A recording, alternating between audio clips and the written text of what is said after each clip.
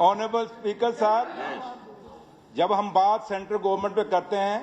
Central government जितनी इनको प्यारी है उतनी हमें भी प्यारी है, लेकिन ये कोई बात सुन के राजी नहीं।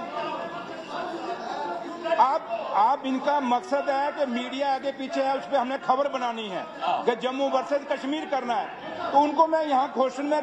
खुश नहीं कर सकता। अगर आप इस क्वेश्चन का ऑनरेबल स्पीकर साहब रिप्लाई सुने, पूरा जस्टिफाइड है। 2014 में जो फ्लड कश्मीर में आया, उसको भी यहाँ पे ये जिक्र कर रहे हैं पैसे का। 2014 जो आया वो जेएलएम की बात हम कर रहे हैं, ये आज की बात कर रहे हैं, लेकिन हम कहते हैं फ्लड चाहे कश्मीर में आए चाहे जम्मू में आए, अगर नुकसान चाहे जम्मू हो चाहे कश्मीर है, हमारे लिए बराबर है, लेकिन इनके लिए अलग अलग है। कि जम्मू को अलग से मुसीबत में देखते हैं, जब कश्मीर में कोई आज कहते नहीं वहां कुछ नहीं हुआ। तो हमारा वो नजरिया नहीं है, हमारा एक ही नजरिया है कि जम्मू को अगर दर्द होगा तब भी सरकार को तकलीफ होगी, अगर कश्मीर को दर्द होगा तब भी सरकार को तकलीफ होगी। और उसका सबसे बड़ा अगर हमारा कोई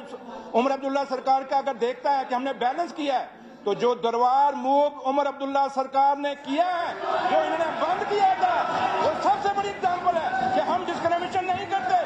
हमने जम्मू के व्यापारियों को नजर में रख के,